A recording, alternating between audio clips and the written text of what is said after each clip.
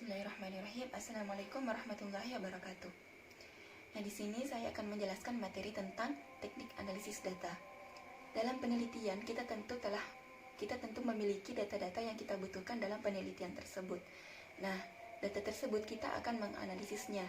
Nah, ada beberapa teknik untuk menganalisis data tersebut. Yang pertama, teknik pertama yaitu uji Chi kuadrat. Nah, uji Chi kuadrat ini merupakan teknik analisis data yang digunakan untuk menguji dua kelompok data, baik variabel independen maupun dependennya berbentuk kategori, atau dapat juga dikatakan sebagai uji proporsi untuk dua peristiwa atau lebih. Nah, dalam konseling ini ada contohnya, yaitu variabel X-nya itu ada 1, kemudian variabel Y-nya itu ada 3, lebih dari 1 variabel Y-nya. Jadi teknik yang akan kita gunakan ada 1, kemudian masalahnya itu ada untuk tiga masalah. Langsung saja contohnya, pengaruh teknik flooding dalam mereduksi kecemasan, stres, dan fobia ketinggian.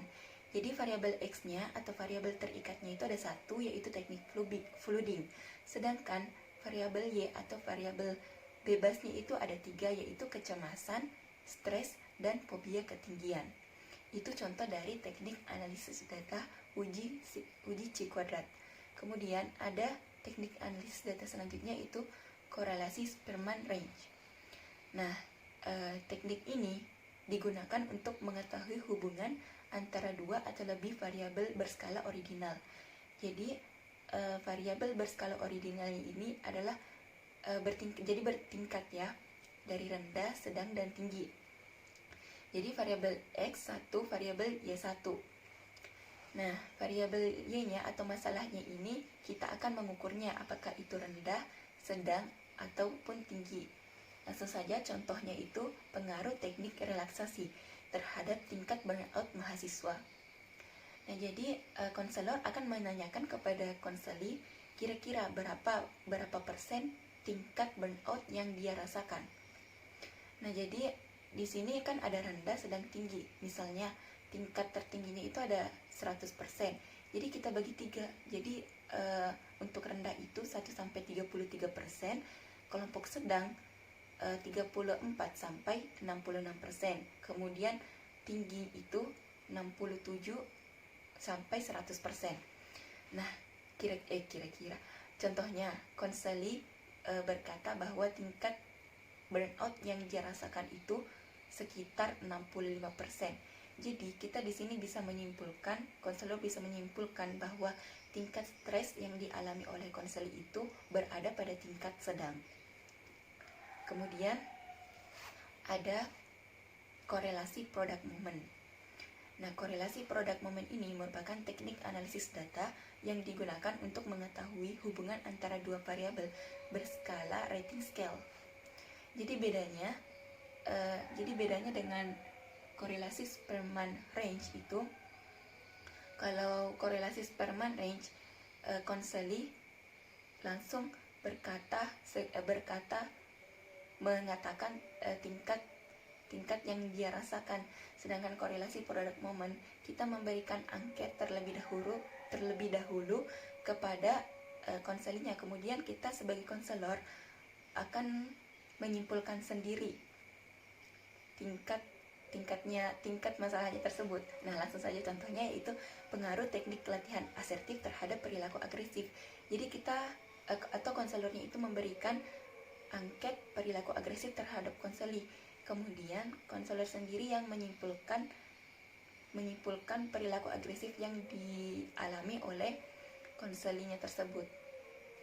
Kemudian selanjutnya ada korelasi ganda. Nah, korelasi ganda ini merupakan teknik analisis data yang digunakan untuk mengetahui dua variabel X yang masih berhubungan dengan variabel Y. Nah, contohnya itu langsung saja contohnya pengaruh teknik flooding dan disintesis sistematis pada teori behavior dalam mengatasi panic attack.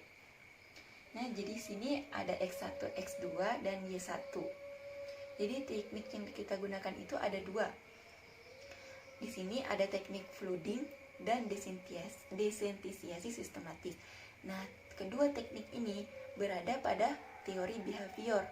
Jadi teknik ini masih ada hubungannya untuk mengatasi suatu masalah, yaitu masalah panic attack. Kemudian teknik selanjutnya itu ada teknik regresi ganda. Nah, teknik regresi ganda ini digunakan untuk mengetahui hubungan antara dua variabel X dan satu variabel Y. Jadi hampir sama ya dengan korelasi ganda. Namun yang membedakan itu, kalau korelasi ganda itu masih berada pada satu teori yang sama, sedangkan regresi ganda itu teknik yang digunakan itu berbeda teori. Contohnya itu ada pengaruh terapi puasa dan teknik self management dalam meningkatkan kontrol diri. Jadi variabel X-nya itu ada dua ya, atau teknik yang kita gunakan itu ada dua, terapi puasa dan self management. Nah, kedua teknik ini itu berbeda teori untuk meningkatkan suatu kontrol diri pada diri seseorang. Jadi yang membedakan itu ya tadi, kalau korelasi ganda itu masih dalam satu teori yang sama, sedangkan teknik regresi ganda ini sudah berbeda teori. Kemudian selanjutnya itu ada UJT atau one sample test. Nah, UJT atau one sample test merupakan teknik analisis data yang digunakan untuk membandingkan hasil post test antara kelompok eksperimen dan kelompok kontrol. Jadi di sini ada X1 dan Y1, X2 dan Y2. Langsung saja contohnya, pengaruh terapi musik dalam mengatasi academic anxiety atau kecemasan akademik. Nah, jadi di sini ada kelompok eksperimen dan kelompok kontrol. Jadi kelompoknya itu kita bagi menjadi dua kelompok. Satu kelompok kontrol yang kita tidak beri terapi atau teknik, kemudian kebalikannya, kelompok kontrol yang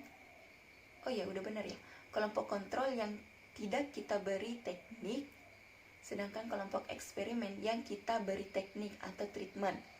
Jadi di sini kelompok kontrolnya itu kita tidak sama sekali memberi dia terapi musik dalam mengatasi academic anxiety-nya, sedangkan kelompok eksperimen ini kita memberikan terapi musik untuk mengatasi academic anxiety-nya. Jadi nanti hasil post test dari kedua kelompok ini kita bandingkan. Jadi kita memberikan pretest yang sama, post test yang sama pula, namun satunya kita beri treatment, sedangkan satunya lagi kita tidak beri sebuah treatment. Selanjutnya ada linier sederhana. Nah, linier sederhana merupakan teknik analisis data yang digunakan untuk membandingkan hasil post test antara kelompok eksperimen dan kelompok kontrol. Yang kelompok kontrolnya ini tetap kita berikan penanganan biasa sebagai konselor. Nah, jadi tadi kalau misalnya uji T atau one sample test, kelompok kontrolnya itu kita sama sekali tidak memberi mereka treatment. Sedangkan linier sederhana ini kita masih memberikan penanganan biasa, namun kita tidak memberikan suatu treatment. Nah, langsung saja contohnya itu pengaruh teknik modeling dalam meningkatkan motivasi belajar. Jadi pengaruh teknik modeling dalam meningkatkan motivasi belajar. Jadi contohnya itu ada sebuah kelas ya. Kita ingin meningkatkan motivasi belajar siswa dalam kelas tersebut. Kita bagi dua kelompok. Satu kelompok ini kita beri teknik modeling, sedangkan satu kelompoknya ini kita tidak beri teknik modeling. Namun kelompok satunya yang kita tidak beri teknik modeling ini, kita tetap memberikan konseling biasa atau asesmen biasa berupa percakapan mungkin atau berbincang-bincang biasa. Jadi kita tetap memberikan penanganan biasa. Mungkin seperti itu.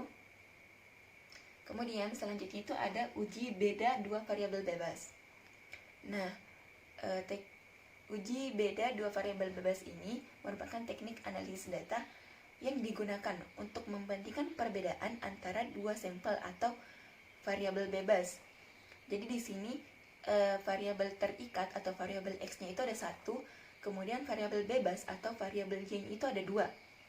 Langsung saja contohnya, pengaruh teknik REBT untuk mengatasi perilaku kekerasan dan kenakalan remaja. Jadi variabel X atau teknik yang akan kita berikan itu adalah teknik REBT, sedangkan variabel Y itu ada dua, yaitu perilaku kekerasan dan kenakalan remaja. Jadi dua variabel Y ini merupakan dua masalah yang berbeda dengan satu teknik yang kita berikan. Jadi ada variabel X1 dan variabel Y1 dan variabel Y2.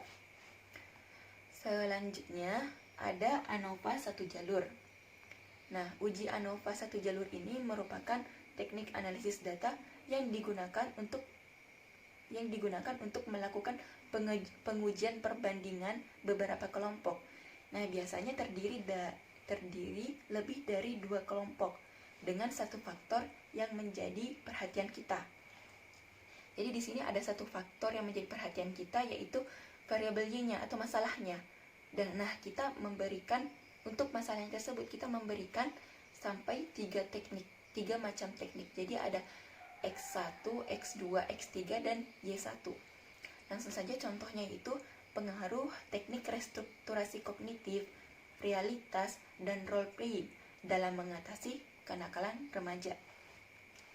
Jadi di sini nanti ada jadi X1-nya itu teknik restrukturasi kognitif, X2-nya itu teknik realitas, dan X3-nya itu teknik role playing. Jadi di sini 3X itu untuk 1Y.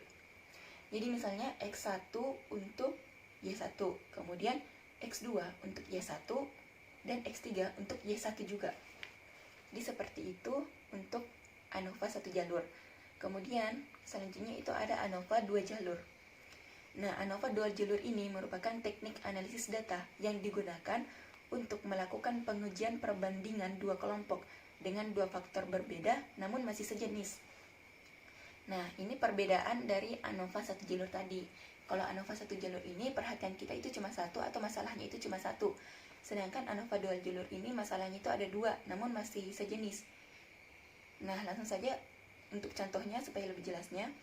Pengaruh teknik analisis transaksional dalam mengatasi stres akademik dan pengaruh teknik desintesis sistematis dalam mengatasi stres kerja. Jadi di sini ada sampai 2 judul. Nah, jadi Y-nya itu atau masalahnya atau fokus perhatian kita itu ada sejenis, yaitu sama-sama stres. Namun faktornya itu berbeda. Satu stres akademik, satunya lagi stres kerja.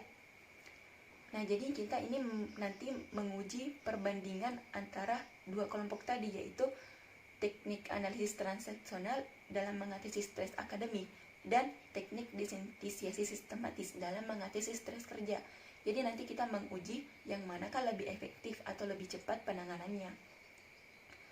Kemudian uji selanjutnya itu ada Wilcoxon dan Mann-Whitney. Nah, Wilcoxon ini merupakan teknik analisis data yang digunakan untuk mengetahui apakah terdapat perbedaan antara dua sampel atau dua kelompok, yakni kelompok eksperimen dan kelompok kontrol, yang masing-masing memiliki jumlah data yang sama. Nah, maksudnya di sini kan ada dua kelompok, satunya kelompok eksperimen dan satunya kelompok kontrol. Nah, kalau antara kelompok eksperimen dan kelompok kontrol ini memiliki jumlah yang sama. Contohnya kelompok kontrol ini memiliki jumlahnya 8 orang, sedangkan jumlah kelompok eksperimennya ini juga 8 orang. Jadi di sini kita bisa memakai teknik analisis data jenis uji Wilcoxon. Kemudian yang teknik analisis data yang terakhir itu ada Mann-Whitney. Uji ini merupakan teknik analisis data yang digunakan untuk mengetahui apakah terdapat perbedaan antara dua sampel atau dua kelompok, yakni kelompok eksperimen dan kelompok kontrol, yang jumlah data dari keduanya itu tidak sama. Jadi kebalikan dari Wilcoxon tadi. Kalau Wilcoxon tadi ini masing-masing kelompoknya ini memiliki jumlah yang sama, sedangkan Mann-Whitney ini jumlahnya itu berbeda. Jadi antara kelompok eksperimen ini contohnya ada 10 orang, kemudian kelompok kontrolnya ini ada 20 orang. Nah, jadi di sini kita bisa lihat jumlahnya itu berbeda. Jadi kita bisa memakai teknik analisis data jenis Mann-Whitney. Nah, jadi itu tadi jenis-jenis teknik analisis data, ada 12 yang saya jelaskan tadi. Mungkin hanya ini yang bisa saya sampaikan, kurang lebihnya mohon dimaafkan. Terima kasih atas perhatiannya. Wassalamualaikum warahmatullahi wabarakatuh.